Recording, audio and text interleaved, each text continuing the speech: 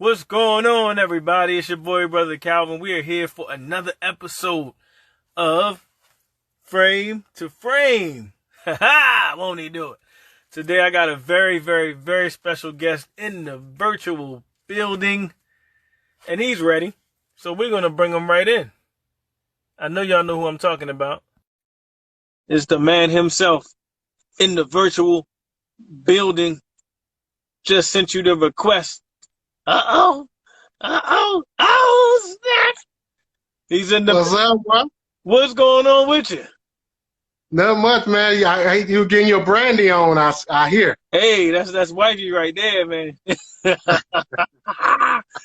Hey, so everybody that's watching, this is the one and the only Ala Bama, the comedian. Give it up for him, y'all. Give it up. What's up, man? I can hear the claps. I can hear. Thank you so much, man, for joining me for the show. We got a lot of stuff to get into. First, man, I want to thank you for always being so humble, man. Everybody that's watching, I've been harassing this man for a while in his DMs. Like, look, let me open up while they passing out the food at the comedy show. Can you get me in? Can you? And he's just so humble. He's just like, man, just keeping it real and just facilitating a brother, hey, man. So I want to thank you for that. Thank you for that. And so I want to jump right in. How did you get your start in comedy? Oh man, how to get my start in comedy? Actually, I think it was in 2000, and I was watching a commercial on BET, and they was looking for comedians. Okay. So they sending a tape and stuff. So I got like 6 or 8 of my friends, went to this little studio. I told one joke. It took me 10 minutes to tell one joke. And then this was in Alabama. I was still in Alabama. And I sent it out to BET, man. Didn't hear nothing. I moved from Alabama to Baltimore. Okay. And one day they sent me an email. It was like, hey, we didn't pick you, but you work on this, do this. They gave me little tips, and I went to open mic, and I just started doing it. This was like in June of 2001. Yeah. Okay. Yeah, man. Did you remember that joke at all? Yeah, it was about a traffic stop, man. It's about police traffic stop and stuff. I'm in Alabama, so we're dealing with racism a lot. So on another level, right? The joke didn't get me on Comedy Beat, so I don't tell it anymore. It's all good. That was probably one of my later questions. You beat me to it. Was going to be, what was your worst joke? But not that one, since you don't tell it anymore. Can you remember another one? You was like, man, don't you? You went home to yourself like, man, don't you ever? I tell you what, I told her I was in New Haven, Connecticut, and this is probably like my 3rd year, maybe 2nd year doing comedy, still fairly new, and everybody loved me. And then this thug dude came up to me. I told this joke about Cisco and DMX, and it was kind of like a joke where DMX and Cisco hook up. So it was kind of like on that level, right? So after the show, this hard dude, like this dude, you can smell him and tell he got like 10 bodies on him, something like that. So he came up to me, man. He was like, yo, man, you funny, man. But that DMX joke, I ain't like that. I ain't like that joke. Never told that joke again. Never. He rolled up on you. He rolled up on. He thugged that joke out of me. But we did the open mics and stuff. But when did you know, without a doubt, comedy is for me? When did I know comedy was just for me? Mm-hmm. I went to the open mic first time, did very well. Then I went to my second open mic, and I ain't do as well as I thought I should do. You know what I'm saying? That night after the show, I'm in the back, pacing back and forth. Like, man, I ain't gonna do this. And then the 3rd time I went up and did a show, and I could follow this very prime comedian, Kevin Anthony. I don't know if you know Kevin Anthony. Shout out to Kevin Anthony. He's one of the comedians, very funny, from DC. He was on the BET Comic View, and I had to go up after him, man, and he just ruined the crowd. And I'm like, Wow. okay, yes. And I went up there and did very well, and that's what let me know, okay, I can do this. I can do this. Plus, Wow. they were telling me I was funny, That's what's up. That's what's up. But people can't lie to you, you know what I'm saying? People can't be like, hey, man, you did very well. You know you killed it. You killed it, bro. People come up to you and be like, hey, man. Yo, we ain't coming to see him no more. You come to see him no more.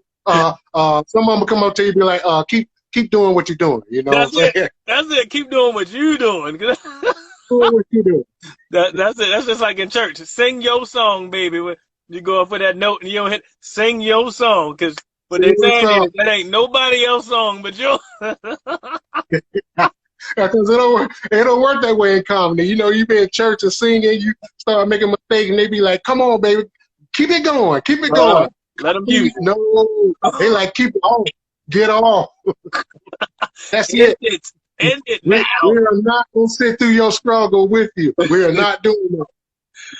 Alabama, we got my sister in the building on Creations by Carrie. You met her one of the times, or maybe two of the times that we came down at the Comedy Factory.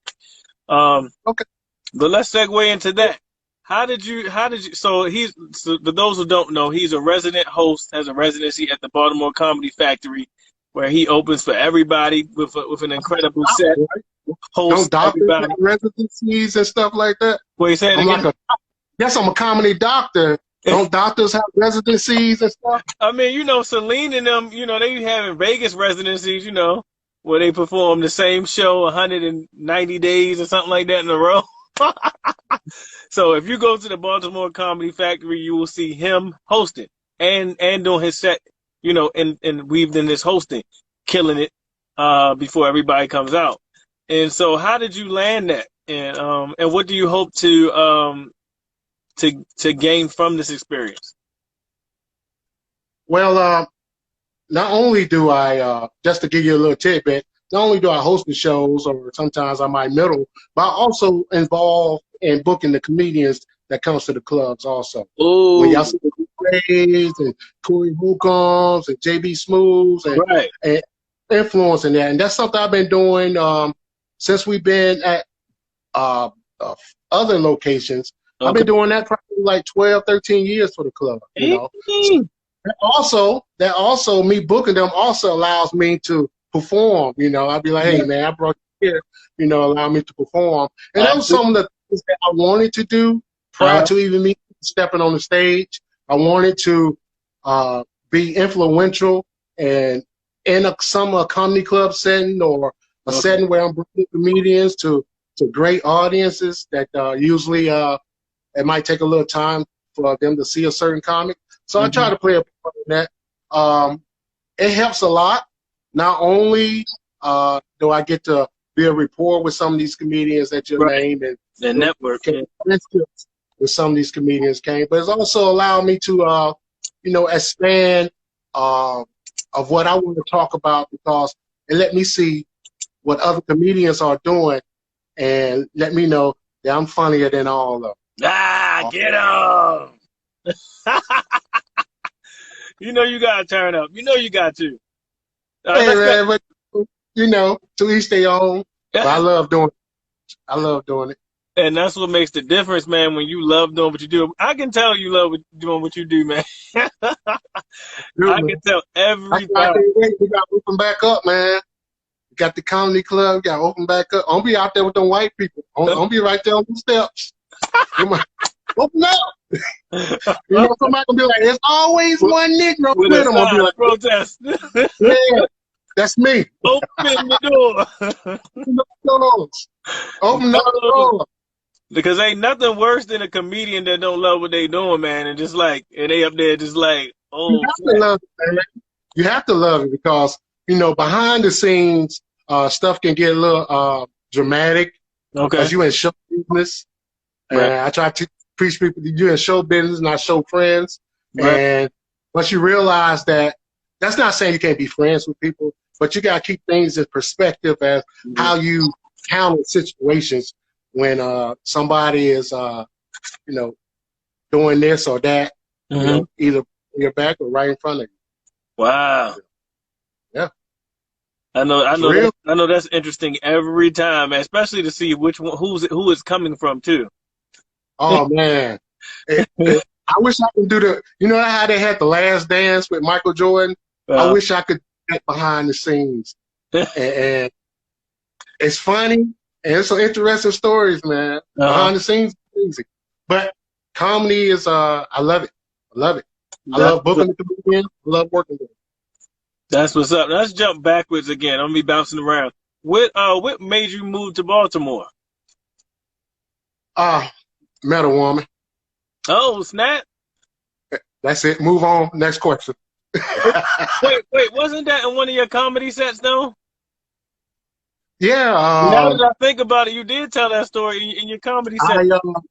I was driving a cab in Alabama, and I kept going up to this restaurant every morning to get breakfast. And a young lady in the drive-thru kept getting smart with me every day. Kept getting smart with me like 3 days in a row. And I was like, what's your problem? Like, what's your problem? She's like, I don't got no problem. Next thing you know, we married.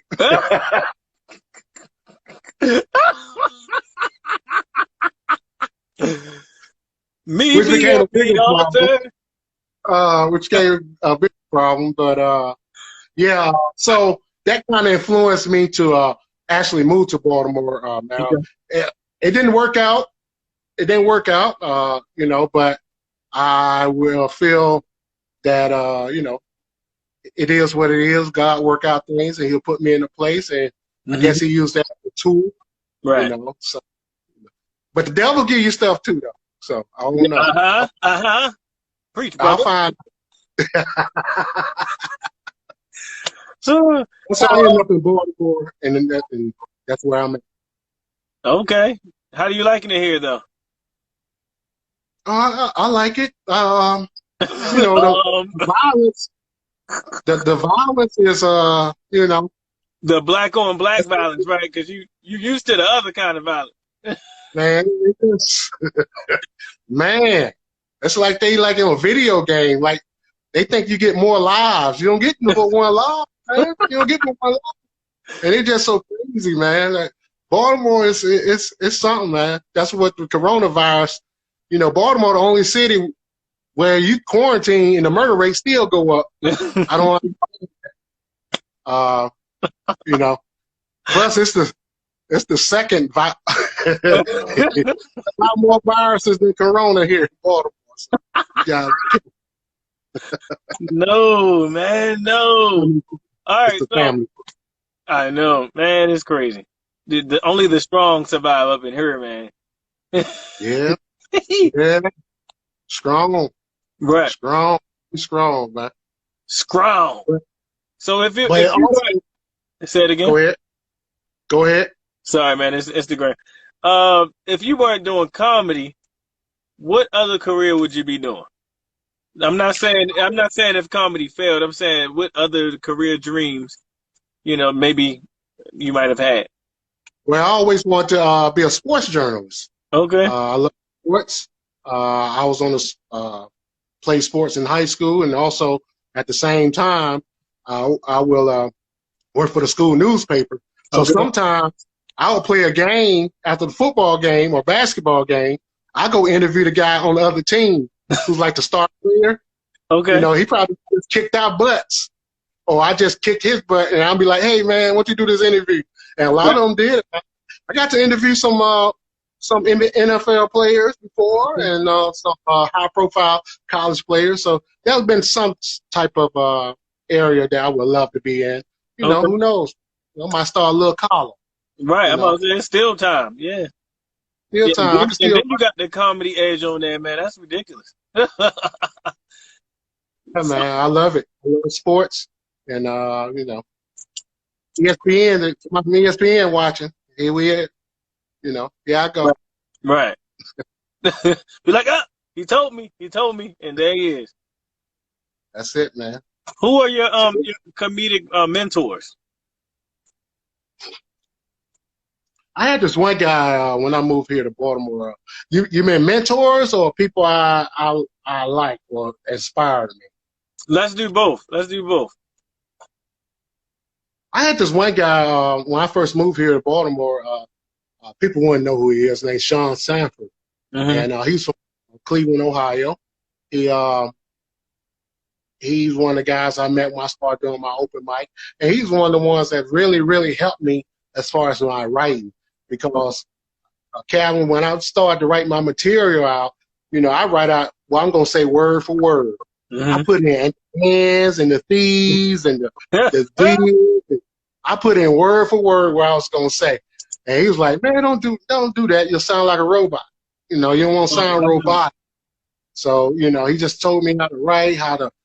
Okay, this is your premise. This is your joke. This is your punchline, and then write it like that because the key is less words, more punch. The more we say, the more the joke, can lose. Right. The more I talk right now, the more the interview starts sucking. You know what I'm saying? Not at all. Not at all. Come on. Don't here we go.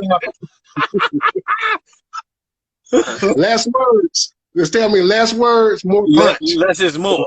Less is more. Less is very much more. But I grew up, man. I'm about to watching, Sanford and Son. And, oh, where you go? Oh boy, I gotta add him back in. Technical difficulties. I don't know what that was. I had to check the time, and then he was gone. My bad. I think that was my fault. I was trying to check the time. You got the Teddy Riley Nelly Wi-Fi over there. He's back, ladies and gentlemen. Calm down. I'm back. You hit me with the Teddy Riley. Ain't that a shame? That's a shame now, man. I don't know what he was doing. Nelly loved his own music. I tell you that. I ain't know number 2 of them songs. He was in there dancing more than he was paying attention to the text. Man, I tell you what. Go ahead. I tell you what. Before I came on here, I was watching Bounty Killer and Beanie Man. I didn't know none of the words they were saying, but they was jamming, bro. That's a verse. That's it. So what? Let's talk about some of your quarantine pet peeves, man. What has been getting on your nerves this season? If I see one more TikTok challenge, don't rush. Please rush away, man. If I see another class, what is it? Ratchet, bougie. You ain't do the ratchet challenge, man. You ain't do the bougie. Man, I'm tired of all the TikTok. I tore my clock off my wall because of TikTok. If I hear one more, man, no,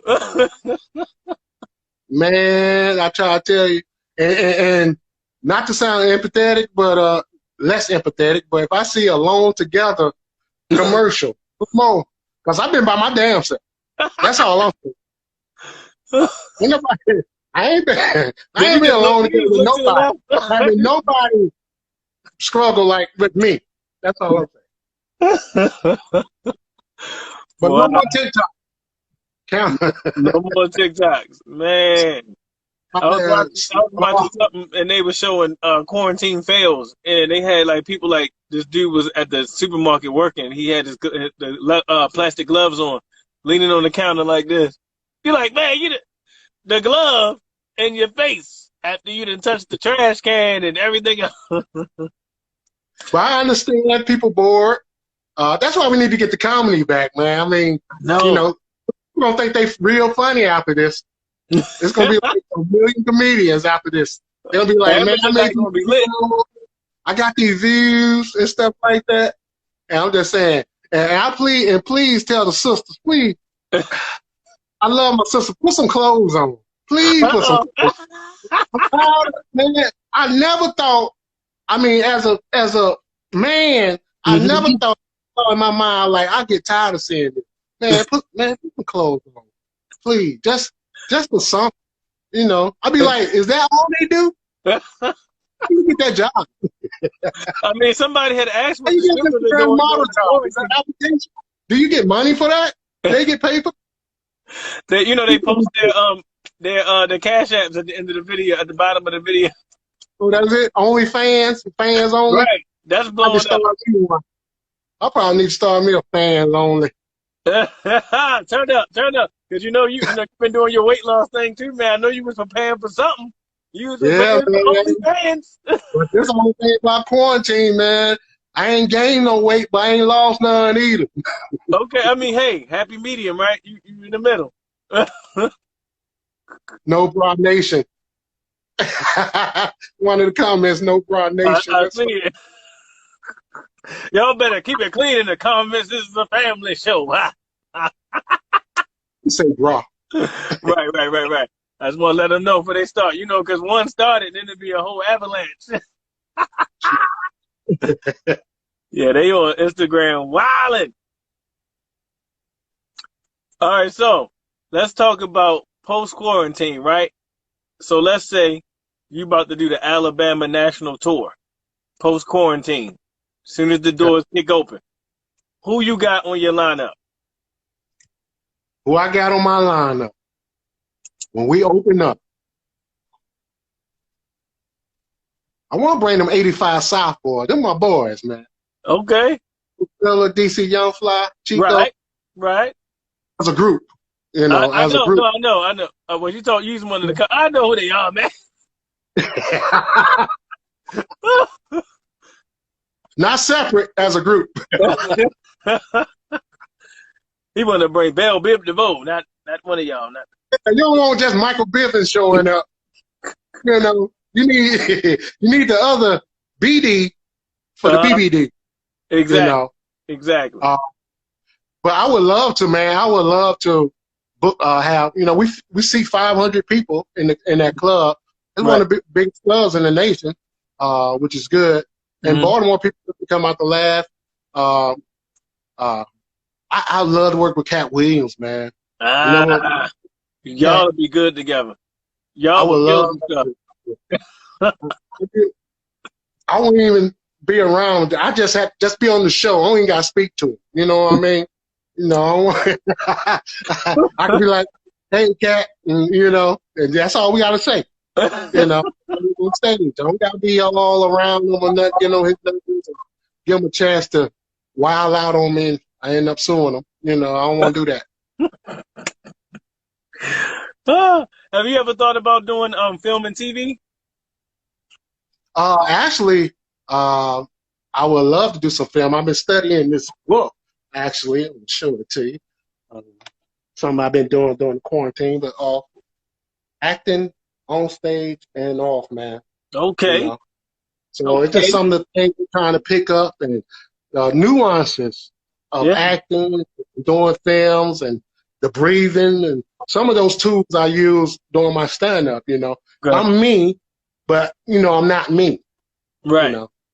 Some things I'll say on stage, I probably, I feel that way in real life, but probably wouldn't express it as much. Oh, okay. I thought you were just like that. I am, but I'm not. Sometimes I have to show a little bit more, be a little bit more, restraint off stage and dealing with people, man. So they can't take it. They can't do it. Something on TV, man, and I know that's something that's in your genre and things like that. I know that you see it, you really enjoy that. Absolutely, love it, man. You know what? I'm sick. They keep bumping this Wonder Woman movie back, so I was an extra in there, and I got a little feature part too. I hope they don't cut it out. I ain't say nothing, but a little. But they moved it twice, and then now again because of the quarantine. So I'm like, I already did a couple of movie roles, man. I was gonna play the guy. You know when they be like a guy be running after another guy in a scene, and they pushing people out the crowd, like get out the way. I'm looking for that role, man. I practiced jumping out the way and stuff. Okay. I still didn't get it. That's more money because that's stunt acting right there, buddy. Oh yes. Move. Yeah. Get out the way. I'm looking at my notes. You know, I'm keeping my journalistic integrity. I see you can't. All right, so if you were working on, you know how New Edition, they had the whole 3-part TV series. If you was to do a movie or a TV series about your life, what actors alive now would play you, the young you and the adult you? Oh, I don't know their names. That's the only part about it, man. From what? I probably played the old, the young me. That's a good question. Well, thank you. Wish I had a immediate answer. Maybe that was one I should have put in the notes for the question I was going to ask. Maybe like 20 minutes later. Oh, that's a. You'd be like, Instagram is winding down your live, winding down. Oh man, I probably have the girl from Precious playing me older than me. Not Gabourey Sidibe.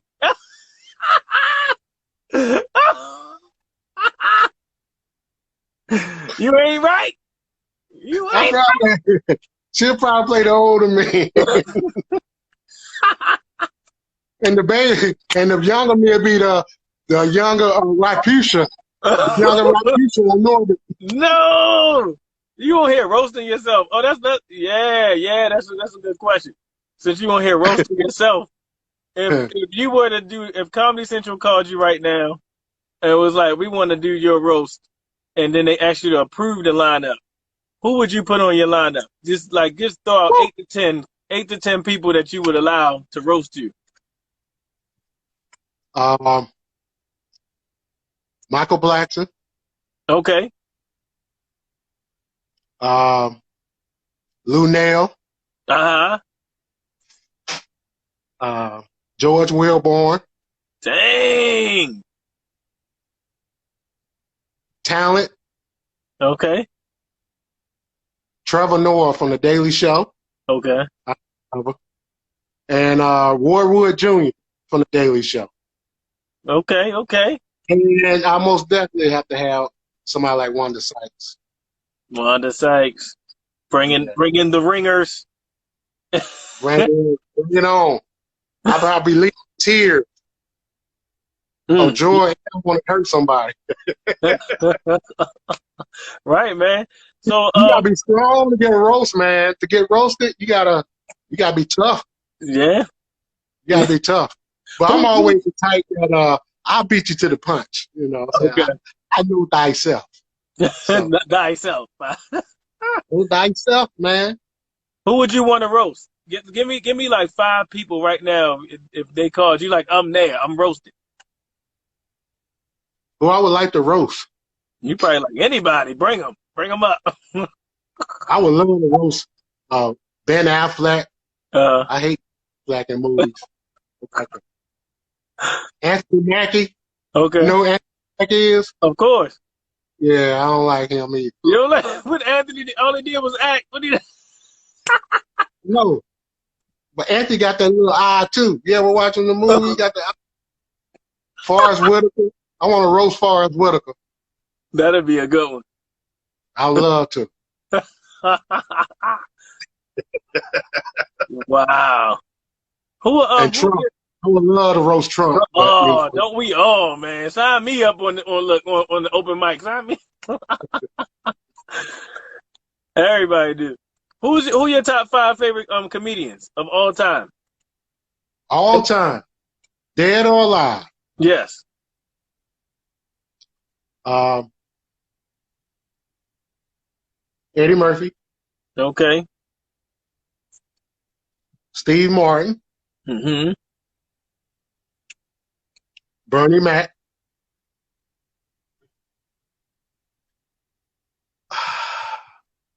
It's a tough one right here. Richard Pryor. Okay. And I like Tommy Davidson, man. Yes. Yes, sir. I know a lot of people probably wouldn't put Tommy Davis on the Mount Rushmore of comedy, you know, but Davidson. You know, I like Chappelle too, but you know, give me Tommy Davidson from the '90s. Absolutely. I'm saying Tommy not now, but give me Tommy Davidson then.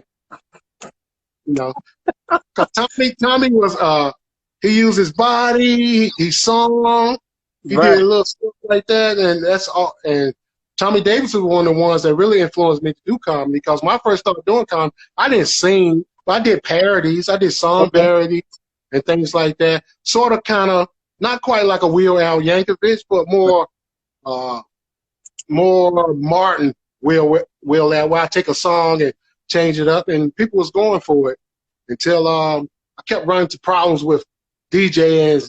If the DJ, if you call for a DJ to drop a song at a certain time, if he wait 2 seconds later, throws it off. Right. So I stopped. Plus, you can't do those things on TV because the company will have and everything. Right. So I threw that out my repertoire. Okay. All right. I like Jamie Foxx too. I like Jamie Foxx. Yeah. Jamie Foxx a good one, man. I like Jamie. Okay. Do you do any impressions? Or impersonations? I don't know which word is appropriate. Impersonate, and I love impressions. Okay. I don't do too many. I'll do DC Curry from Friday talking to Craig. Or something like that, or I imitate my man Lavelle Crawford sometimes. Okay. Oh. Lavelle, the reason I lost weight, because Lavelle came up to me like, "Hey, Danny, you big kid." That's how you do his face too. You got you big kid. Well, know why you think you skinny up in here? You know. Oh, well, you know what, man? It's good that you're on that journey, man. I applaud you for not only taking that journey for your own health, but also adding it into your public speaking and letting people know and inspiring people. You never know who's out there in the 500 that's dealing with what you're dealing with. And by you taking that stand, it's helping so many people. So I applaud you for that, man. Appreciate it. No doubt. I appreciate that, man. Absolutely. You know, I appreciate being on here. Absolutely. Man, I got nothing else to do. No offense, you know. Oh, that's what we know. I'm tired of watching TV. I'm tired of sleeping. Tired of being on live. Tired of Zooming. Yeah, you know what I'm saying? I've got my Charlie Murphy shirt. This is my 5th day. Charlie don't to Eddie. Y'all missed that. He said Charlie done turned into Eddie. When you quarantine by yourself, you probably like, man, I don't need to take no shower. I'm all right. Hey, I'm good. You know. Oh no! Wait a minute. Talk to us about the show you got coming up this Sunday. Well, this Sunday I have a Zoom comedy show. It's presented by T. Gray. Ashley, that's the Love Below. She was just on here earlier. She presented. A couple of comedians gonna come on there, man. Give these people some laugh for the Labor Day weekend. Right. Good, clean comedy. Uh-huh. I have I'm drawing a blank right now. Randy Sykes, very funny female comedian. Okay. And also Doug. I forgot Doug last name. Somebody help me on here. Doug, very funny comedian on there. And then I'm gonna go on there and do my thing. You know, of course. Anybody that's on here, you want to sign up, pre-register. It's called Get These Laughs. GetTheseLaughs.com. I mean, Ashley at gmail.com. That's the email, y'all. Gmail.com. Just pre-register. Now, while we haven't pre-registered, we're going to do it on the Zoom. Hopefully people come in and contribute. And, you know, if they think we funny, Cash App us. I do it all. I got Cash App.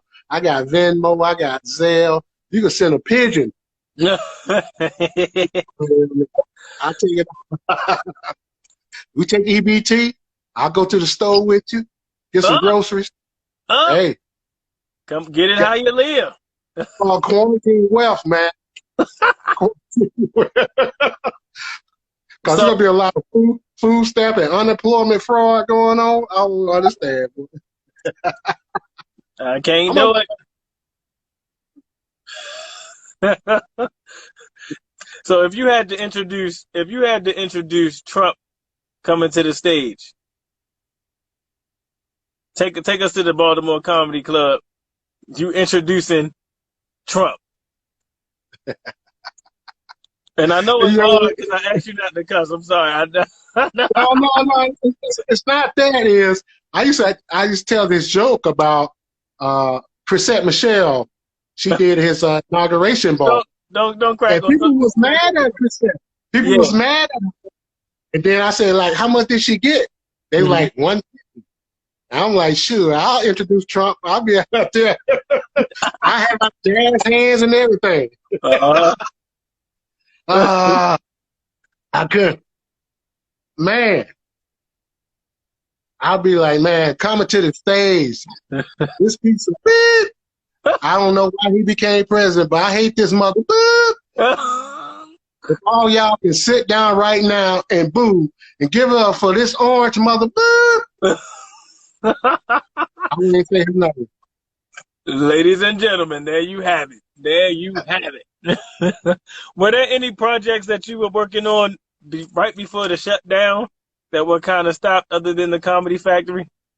Well, I was trying to move in the project, so I was trying to get Section 8 before this happened. But that slowed it down for quarantine. That's the type of project, but a different type of project. I had a lot of shows lined up. I just came from Atlanta, headlining some shows the weekend prior. We did get a show in with Red Grant that last weekend. So I had a lot of shows lined up, a lot of momentum. But hey, as I say, man, everything is God's will. If it's willing for me to get all that back and get the blessings or to receive what I was going to receive, it'll come back. Right. Absolutely. You know, so I don't dwell on it. I can't sit up here and be like, oh man, I had this going, I had that. Now it's time to just move forward. Always move forward. Okay. What's one of the biggest lessons that you've learned in your career, or a couple of them? Never never, if you come to the club with somebody to the comedy club, leave with the other comedians. Don't never go away. Don't never don't go to that chick house. Don't do that. Wait, you saying take a date to the club and then ditch her and go with the comedians? No. As a comedian, like, you're on the road, and sometimes you may get somebody to be like, hey, you meet a nice young lady, and and she look godly.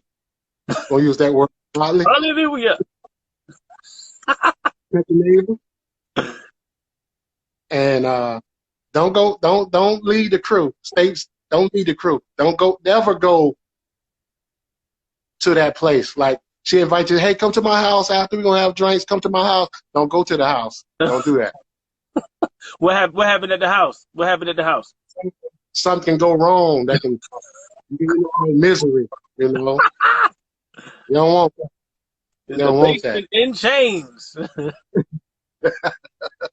Right. And also, just be honest with your audience. Mm-hmm. When you up there, because as a comedian, not only are you have a responsibility to be funny, but I think you have a responsibility to inform people. Reporters also. So, you have to be honest with your audience. When you up there, because as a comedian, not only are you have a responsibility to be funny, but I think you have a responsibility to inform people. You know, reporters also. So, and know what you're talking about, man. You know, I do research on whatever I'm going to talk about, so I go up there with the full knowledge. I'm going to be funny with this, but I'm going to know what I'm talking about. You know, I'm going to dip into it. The Bible says, in all you're getting, get some understanding. Amen. Overstanding. Hey. Overstanding. Knock them down. Knock them down. Knock them down. What's been one of the hardest things to overcome in comedy? One of the hardest things to overcome in comedy is to know, to kind of understand where you at in comedy. You know what I'm saying? Because you'll see other comedians, and you can be like, you can look at yourself, hey, how did they get that? They only been doing this for this and this amount of time. For example, more veteran comedians, and then you have this Instagram comedians coming in. And you had some veterans that was very upset with that path, that, hey, they only been doing comedy 15 minutes with 15 seconds, but they didn't put that comedy clubs. Now, whose fault is that? I can't blame them. If a comedy club willing, and I work at a comedy club, and I understand it. And some of my conflict is because I see both sides. Okay. And I love my comedy brothers. I'm always gonna go for them. And that's one of the reasons I got involved in the comedy club, to not only do stuff for myself that I wanted to do, but also my peers, you know. And I have a lot of back and forth with the club when it comes to that. Okay. Come to situations like that. And then we had a situation where a lot of Instagram comedians was coming up at the time.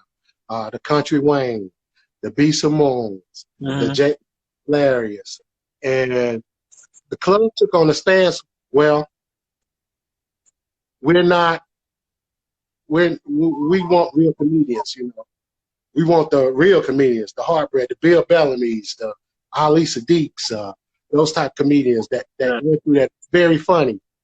But then they got to see that this person been doing comedy for 15 minutes, can fill out this room, and they start booking them. Right. And so sometimes it's hard to gauge what's going on, what people want. Right. Do they want the stand-up comedians, the ones that stand up, or do they want, you know, the other Instagram comedians, the Ha Davis, guys like that? And I work with all of them great people. That's what's up, man. That's a lot to think about right there, man. A different perspective when you go to a comedy show, when you're thinking about comedy. Just to hear your perspective, hear your thoughts on it. That's what's up, man. Well, once again, I want to say it again. And especially also understand how people in your Instagram talk mess. Oh, you want some comedy? You got to put the Cash App. I was about to say, type in your Cash App, bro, in the comments. I don't even know how to pin it. I'm bootleg over here. I don't even know how to pin the comment at the bottom. I got a droid. It's a lot going on. Don't worry about that, bro. Doing nothing. They on here. They on your show. Come on. But make sure y'all support Ala Bama, the comedian, y'all. Everybody that's in the comments, go to his page now and check out that flyer for the comedy show. That's tomorrow. Don't miss it. Somebody asked a good question on here. Can you learn to be funny, or is it natural? Tell us about it. Tell us about it. I mean, they got comedy schools. Oh, really? Comedy clubs. Yeah, you can go there and learn how to tell a joke or something like that, or anything like that. You know, I just grew up with some funny dudes, man. I wasn't a class clown. You know, I was the one that got the class clown hype. Right. Like, about your business. You know what I'm saying? Go ahead and yell this out. You know what I'm saying? Right. So I don't know. I guess you can learn. I don't know. I never took no classes, nothing like that. I learned from my dad. Okay. Yeah. Wait, was your dad a comedian by nature, you saying, because he was funny, or did he actually do stand-up too? No, he was just a funny guy, man. My dad was just funny. He was like that red fox. Right. Snap, funny, just like that. Just right off the top of his head, just funny. He's still kicking it, man. Still kicking it. Still funny. Talk to him today. 83 years old. Still funny. My dad was since the slave ship. Ha! You know, that comedy get better with time, too. With age, I mean. That's how it be. You be like, Granddad, you said what again? So before I let you go, I want to thank you again, man, for sharing this time and promoting your work and everything, sharing the story of how you got to where you are. Tell everybody all your social media and if you got a website, everywhere they can contact you. You can reach me on here on IG at Comedian Ala Bama, on Facebook, Ala Bama on Facebook, Kristen Mingle, Prayer Hands. Hey, 1, 2, 3.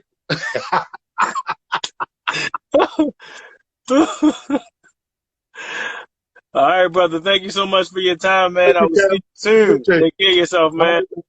You too, brother. All right, peace. Peace. All right.